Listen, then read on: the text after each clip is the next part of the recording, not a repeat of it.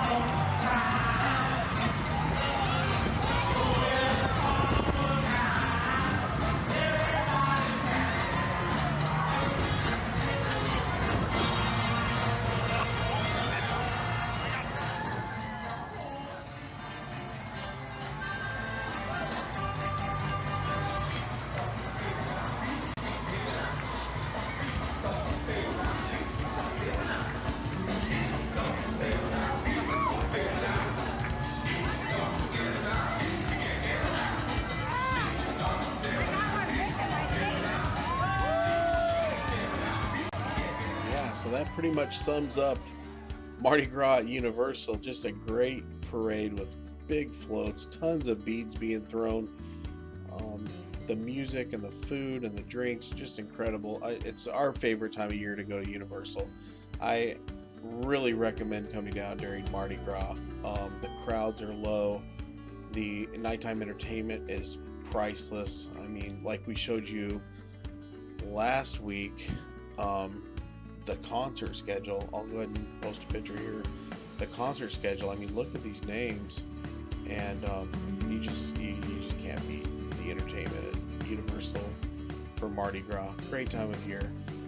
What they're battling is against the Flower and Garden Festival over at Epcot, and there's, the two parks go back and forth as far as where the crowds are going to be drawn all during the year. So this is Universal's answer to the Flower and Garden Festival at Epcot. I think it beats it hands down. Just really good time. Really good time. So we're walking into the park, and this is before the Mardi Gras parade started. We walked by what used to be Twister up the main route there in Universal Studios, and noticed that people were starting to go into the building where Twister used to be. It's called Jimmy Fallon Race Through New York. The new sign and everything else, all the walls were down, and it looked like it was open for business. So we made our way over there, and sure enough, the Race Through New York was open for a soft opening, they called it. So the official opening date is until April 6th. They were actually letting everybody go in and experience this. Now, right off, we noticed the sign said 45-minute wait. And we're kind of taken back by that. When we go to Universal, we have the deluxe or premium annual passes, so that lets us get into the rides in the fast pass queues after 4 p.m. You can go into the fast pass queue, one per ride per day after 4 p.m. So that's really nice for us. We get off work, we'll go to Universal Studios, and we can just hop ride to ride, ride each one of them once, and we don't have to stand in any long lines. So a 45-minute wait sign in front of a ride is kind of something we don't like to see. We don't like to wait anymore. We're kind of spoiled. But hey, it's a brand new ride. 45 minutes for a brand new ride is not a long wait. We're just getting to Universal probably about 5 or 6. It's evening time, and the heat of the day is done, and we're thinking 45 minutes might not be that bad. The parade didn't start till, I think the parade started at 7 o'clock that night. So here we are at 5 or 6. We got an hour to blow. Let's go check out this new Jimmy Fallon ride. I'm thinking they're going to stop us at the door, and they're going to tell us, this is just for the cast members or employees. No, they let us walk right past them, right into the queue area. Now, this queue area is just fantastic. It's a throwback to all of the Tonight Show hosts. So on one wall you've got Jay Leno and Johnny Carson. On the other wall you've got Conan for his little stint, and then Jack Parr. And all the old Tonight Show hosts have their own little glass enclosures with things from the actual show, their suits, their desks, the microphones they use, some of the props. The insult comic dog was on the Conan desk. So that was kind of cool to see all that stuff. And then in the middle of the room, Jimmy Fallon has his big enclosure, and there's a video screen playing clips from the show. And of course, the funniest clips of the show. So you're laughing and laughing the whole time you're standing waiting for your color to come up. Now, what do you mean, your color to come up? Well, when you walk in, they hand you this plastic ticket. Every person gets a plastic ticket, and every plastic ticket is one of 5 different colors. And if you look at the NBC Peacock, each of the NBC Peacock's feathers are a different color. So in our experience, it was about every 10 minutes you would hear the NBC chimes, and then when the chimes would go off, the whole room would light up that color. So the entire peacock would light up, say, purple or blue or green or red. And if your ticket is that color, then you move to the grand staircase, they call it. This is all designed to look like 30 Rock. They wanted everything to look like you're in New York City. So you move to the grand staircase, and you go upstairs, and there's another waiting area. And the first thing you think is, oh man, look at all these people up here. And they've all got different colored passes, so you know they've been up here a long time.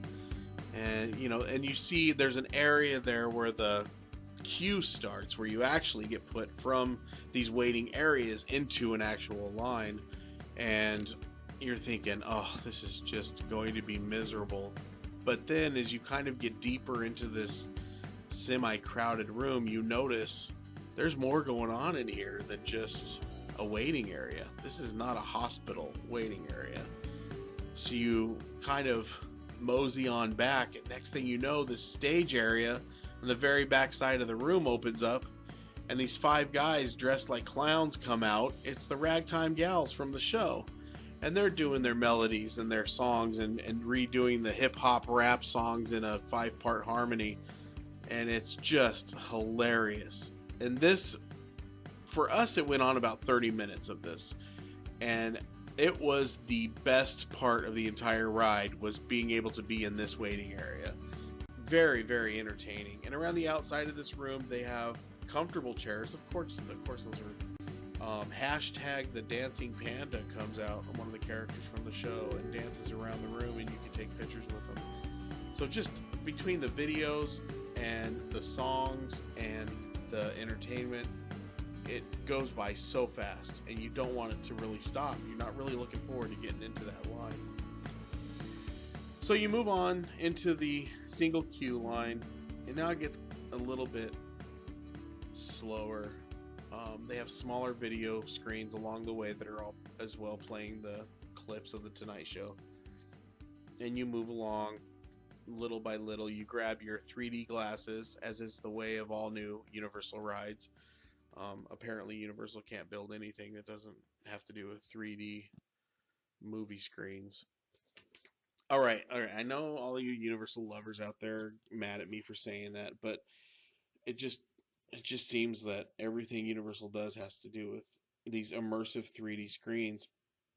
And they Jenny Lynn Knopp did a interview with um, Jack Sorrell, one of the designers, and he was saying, they've got a lot of international visitors here that don't recognize a lot about the Tonight Show, but what they do recognize is New York City. Everybody recognizes New York City. So one of the biggest things they were trying to do with this ride was immerse everybody into New York City, and the only way they could do that was with a 3D screen, um, 3D screen system.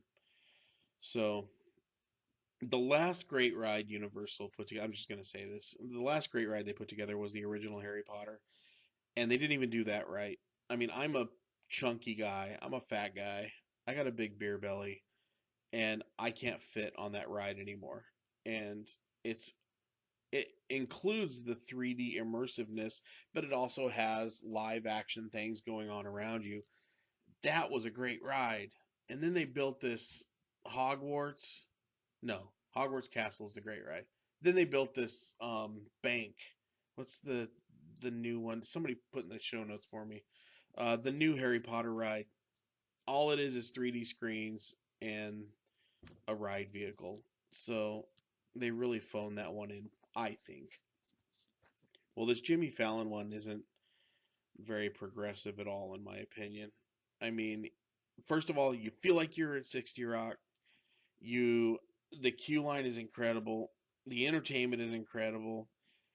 And then you walk into the room of the actual ride, and without giving anything away, you're basically just sitting in a theater like you were at the Jimmy Fallon show, and it turns into a 3D immersive, you're on Star Tours visiting distant planets. So, I mean, thumbs up to Universal. Thanks for putting the recharging stations in the queue area. Um, I will be riding this probably every time we go back there, just because I love the idea of it, and it's new, so that's what we do. We ride new things. I even rode that stupid Harry Potter. What's the what is it called? The bank. Anyway, the stupid new Harry Potter one. We even ride that. Um, but this one at the end of the ride, it was like, man, they could have done so much more with this. But the queue area, thank you, Universal. You are leading the charge on changing how people wait for rides in Florida. That's incredible. So I'm hoping over at Avatar that Disney will pick up on this idea. The whole idea of winding back and forth in lines, the whole idea that that has gone by the wayside. I love it. Stop making us wind back and forth in lines. Nobody needs to do that anymore. It's 2017. We've got bracelets on. You know exactly where we are in that park. Queue us up wherever we are. And that's what Universal does here. And even in that interview that Jenny Lynn Knopp Inside the Magic had done with the designer, even in that interview, he was mentioning the Volcano Bay over at their new water park. They're going to have what are kind of like magic bands at Disney, but they're wearable queue lines, and it will tell you what ride you can go on and what time to go to the ride, and it'll all be right there on your wrist. Brilliant, brilliant. I mean, they've already got the technology. They know what they're doing with the magic bands at Disney. They can attach the picture of you on the ride to your account based on where you are with this wristband on. So why can't you queue me up with that? Don't make me wait in a long line with a bunch of other unwashed masses, we call them. So, anyway, thank you, Universal number one, for doing that, for teaching these theme park IT departments that this can be done and it doesn't have to be done by spending a lot of money. You can move us along in great big crowds and put us in comfortable areas and not have to put us in single file lines. And also, thank you, Universal number two, for putting recharging stations in the queue area. Awesome. If you need to recharge your cell phone, that's a great place to go do it. One request of Universal: turn the air conditioning down just a little bit. And when I say down, I mean the temperature. Don't turn the fan up, cool it off in there because you're inside. It's Universal Studios in the spring, which is 80 degrees outside. I'd like it to be at least 70 inside. So please cool it down inside there. It felt like no air was moving for a while. It was a little sweaty. But besides that, I think it's a great addition. I do not think it's a Twister replacement great addition. You could have put something cooler than that in the spot that one of the coolest attractions used to live. So you could have done better. You know you could have. You phoned in a little bit of it, but still good attraction. Like I said, we'll go on it all the time. That's just how we are. But that was Jimmy Fallon Race Through New York.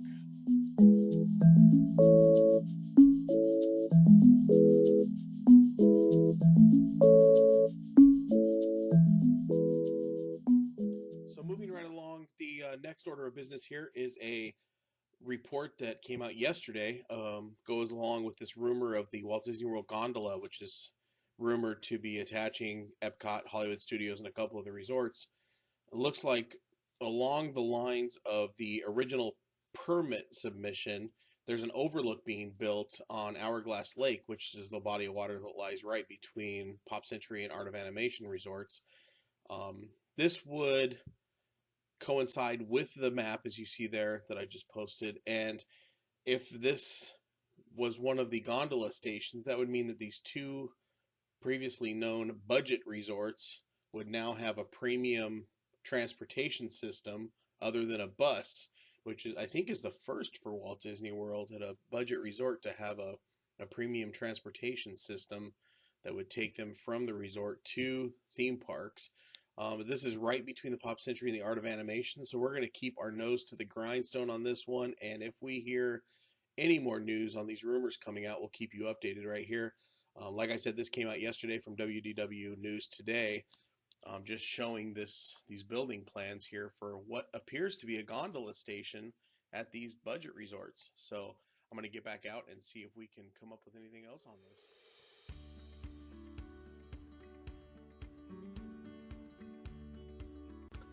Since 1998, La Nuba by Cirque du Soleil has graced the west side of downtown Disney, which is now called Disney Springs. La Nuba and Cirque du Soleil have been right there on the west side of what used to be downtown Disney. And we do know that Disney Quest is coming out and the NBA experience is going into that building, but we don't know what's happening with the Cirque du Soleil building yet, or if they be even changing to just a different Cirque du Soleil show. But it'll be interesting to see what happens with this after their last show in December when they have their final curtain call, and it's going to definitely change the appearance of downtown Disney or Disney Springs. So it'll be interesting to see what comes next over for that side of Disney Springs. And real quick before we get into the main part of the show about relocating to Florida and different real estate tips, I just wanted to say, man, I bought this boat back in August or September, and we've had some real fun on it out on the water. And I did drive it too shallow, and I fried a couple of the pistons, so we're having to have it rebuilt. I took it to this guy in October, and he told me 4 weeks he would be done with rebuilding my motor. And here we are, March 8th, and I'm just furious. The guy just keeps pushing me off, putting me off. He told me his shop trucks broke down and he hasn't been this far behind in his whole life. And 4 weeks has turned into 4 months. More than 4 months. November, December, January, February, 5 months. This guy's had my boat. And I need my boat back. I still got more work to do on it. I'm putting new seats on it, some new padding, some new storage areas. I'm going to put a top on it. This thing is going to be great. I mean, look at it. It's just a junky old flats boat. But I can't get on the water. I need to be on the water. I need to be fishing. You know how I love fishing. So I'm sorry. I just had to take a minute and a half and just rant on this. It's just, it's driving me crazy.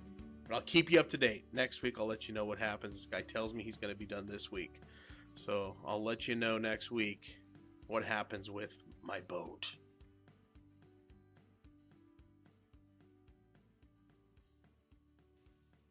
Hello, folks. We're back with the main segment of our episode today, and this is going to be basic information on relocating to Disney Part 2. Last week, we kind of gave you the overview of the Orlando area from Disney World kind of stretching out. And as you can see here, Disney World in the center of your screen, if we back up here, Orlando is about 20 some miles northeast. The airport is right where this 417 is right here. Here's Kissimmee. And then down here, way down here, you'll see the word Davenport pop up. And Davenport's not coming into screen. There's Davenport. And so when you look at a map, and especially Google Maps, you'll see how the words are a little misleading where they were placed. So what I'm going to do with you is kind of walk through the townships today, just to give everyone an idea. When you're looking at something and somebody mentions the name of a city around Disney World, you'll get a better idea of where that could be located. For instance, it says Lake Buena Vista, basically Reedy Creek Improvement District. This is all Disney World here, this grayed in area. From the Magic Kingdom here to Epcot here, Hollywood Studios here, and Animal Kingdom here. This whole area is all Disney World. So you're not going to find any housing inside this area. So the very closest, people ask me this all the time, where's the closest place I could live to the castle? To the castle. So your Magic Kingdom castle is right here. The very closest you could live to that is off of Reams Road. There are condos and apartment complexes. So Magic Kingdom is here, and all this area you see in here is all backstage area. And you can drive right through this area. There is a casting center. The train actually backs into a garage right here. If you're ever renting a car and you're going over to Disney, I highly recommend driving through this area. It's very interesting to see this whole backstage area and see where everything is kind of put together. Shipping in and out for the Magic Kingdom is all done through here. It's kind of an interesting, fun little area to drive through. But the very closest you can live to the castle, and as you can see, the castle is right here under the M. There's the castle.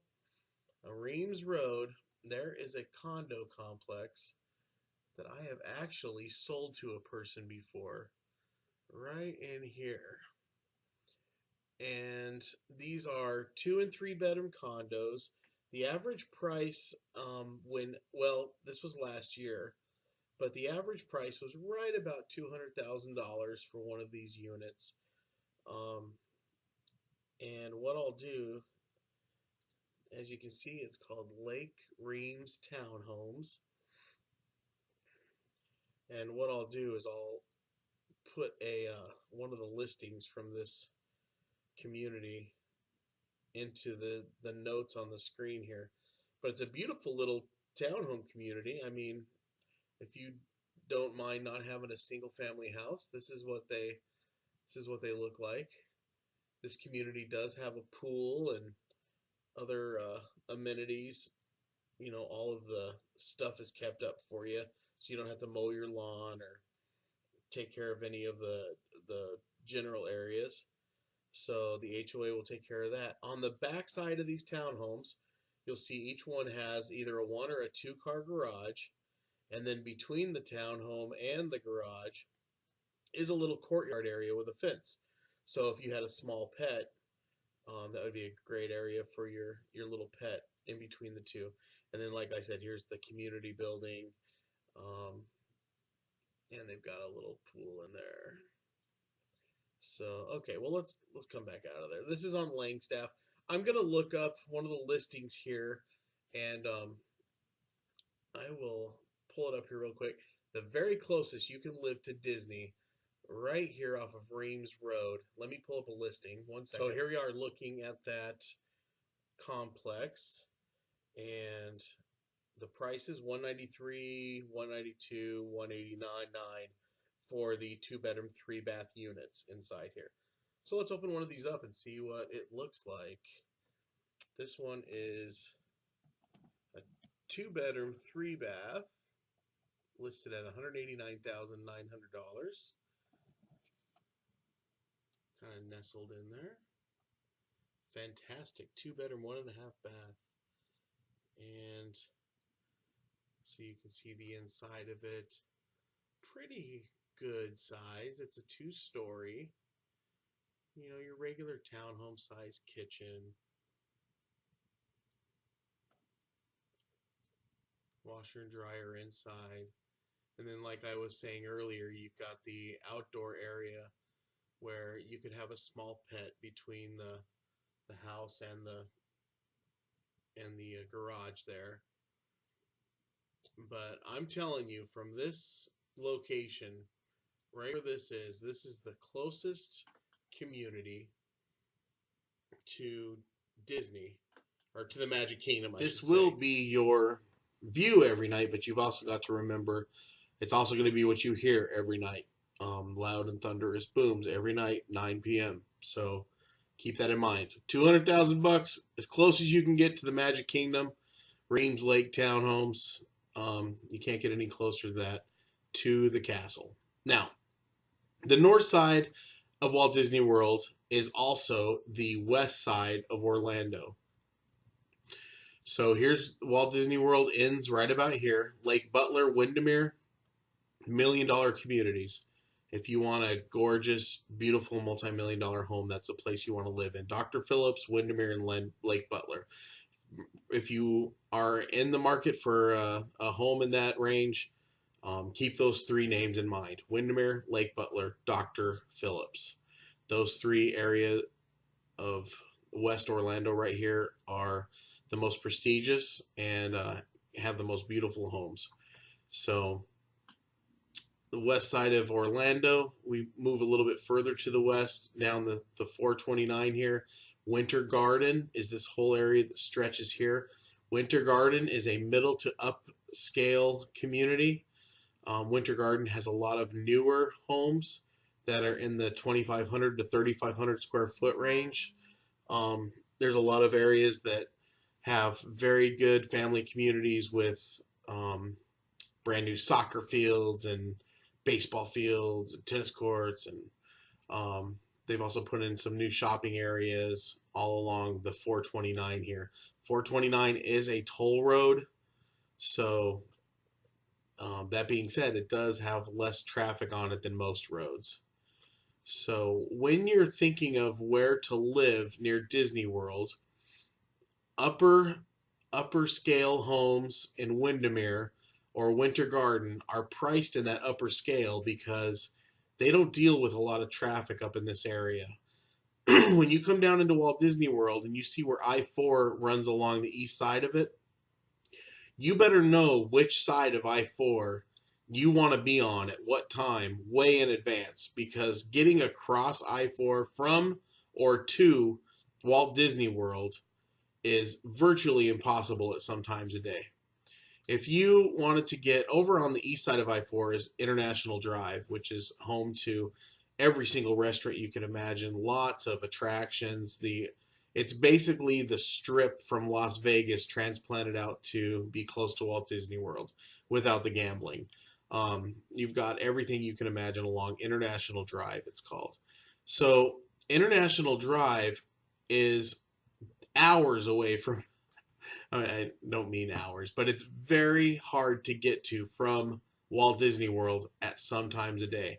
Getting across from downtown Disney, or what's now Disney Springs, getting across I-4 is almost impossible sometimes a day. The traffic coming through I-4, it's 4 o'clock right now while I'm recording, and if I were to click on traffic right now, let's get those lights on there. Can you see that? Are you able to see the red through here? Now, most people, when they're looking at traffic patterns, red means it's slowing down, or red in Orlando means you're not going anywhere for a long time. So if you're on I-4 right now, these people are stuck and they're going to be there for a long, long time. And it only gets worse from there. This red is going to soon meet up with this red, and pretty soon the entire town of Orlando with I-4 is going to be completely red by 5 o'clock. Don't even try getting on the highway. As you can see, my house is right here, and it's all red along I-4 right here. I wouldn't even attempt to get onto I-4 right now. But if you look at this toll road I was talking about, 429, completely green, and it'll stay completely green because it's a toll road. So the Richie Riches that live up here in Windermere and Lake Butler and Dr. Phillips, or even Winter Garden, they got that nice clean highway to use in and out of the parks. So 192 here runs over into 27. I told you last week that 27 is where all of the short-term rental communities are located. Communities that have high HOAs and rent to people for less than a week at a time. Where this meets, 192 meets 27, you've got two different cities. Scratch that. That's not true. You've got Claremont is the name of the city, but you've got Osceola County on the south side, and you've got Lake County on the north side. But see where it says Claremont way up here? Well, Claremont stretches all the way down 27. Let me click on the name Claremont. Ugh, go away. And you can see how the city stretches all the way down. But, you know, this doesn't even do it justice. Claremont actually will stretch all the way down here almost to 192. Some of these communities will still have the city name of Claremont on the deeds. Four Corners, you'll hear the word Four Corners, and this is just another term they use for the region. It's unincorporated, but you can see how they've got it highlighted here. This is all Kissimmee along here on the south side. This will be listed as Kissimmee, and then on the north side, all of this will be known as Davenport. But you see where it says it's Four Corners. Yeah. And then the city of Davenport, you see where it's way down here. I'll click on Davenport, and Davenport sprawls, it looks like, only in this little area, but in reality, my address is Davenport, and I'm way up here. And this says Loughman, Loughman is just a tiny little crossroads right here, little podunk town. And my address is not Loughman. We used to live right here, and our address is not Loughman. So, I mean, the maps are usually wrong. But let me just tell you a little bit about the area. Davenport, if you can see where my mouse is right here over I-4 and 27, this is all going to be considered Davenport in this area. Davenport is going to be the most common name you're going to see for homes listed for sale around Walt Disney World. Davenport, if you're in Polk County, you're going to have the lowest HOA, the lowest taxes, and you're going to get the biggest size house for your money because it's Polk County. Osceola County, since it's closer to Disney and it's closer to Orange County, Osceola County is going to be higher taxes, and you're not going to get quite as much for your money, or your HOA for that matter. So there's the kind of the layout. Kissimmee, Claremont, Davenport. Those are the three areas. If you're thinking of relocating and being close to Walt Disney World, those are the three areas to concentrate in. And for the Richie Riches, anybody that wants a nice classy home, we've got those as well. And remember what I told you, Windermere, Lake Butler, and Dr. Phillips, which doesn't show up. But see, when we're talking about Dr. Phillips, super duper close to Universal Studios. So here's Universal. Dr. Phillips is just west of Universal. Beautiful neighborhoods in there, though. And there's some great opportunities in there for investment homes as well. There's a lot of older homes built in Dr. Phillips that are being upgraded. So Windermere and Lake Butler are here along the chain of lakes. You can always find homes in there that back up to the lakes, and you can be neighbors with Shaq, and you guys can ride your wave runners out on your lakes together. So I'm going to take the traffic off of there real quick. Okay, so next week we're going to go a little bit more into depth into the different types of HOAs, 55 and over communities, things like that, different types of builders and new communities. But I just wanted to give you the layout. The north end of Orlando is, you'll hear North Orlando, Winter Springs, Altamont Springs, Apopka. If you're interested in living close to the parks and doing the parks daily like we do, that's a little far for you. This area is actually, you've seen what I showed you with the traffic. It's just very difficult to get back and forth from this area into the parks area. Most of the people that are Disney fans that do Disney live either in Davenport, Kissimmee, Claremont. Some Disney fans will live as far away as Winter Haven down here, or Auburndale. You're still pretty close to the parks, and you're getting that country living out here. Winter Haven and Auburndale are some good country, get more for your money type communities, but you're driving further. So that being said, North Orlando, probably not for the Disney fans. Now, for Universal fans, maybe you could live in Winter Park or Altamont. The problem is you start trying to get too close to too close to Universal, which is right here, and now you're running into neighborhoods like Pine Hills. And without going too far into detail, Pine Hills is the only place that I've had guns pulled on me multiple times at my listings of my homes. All right, so there is your layout. Disney, Davenport, Kissimmee, Claremont. I recommend Davenport. Davenport has new communities. Davenport has lower price communities, lower taxes in Polk County.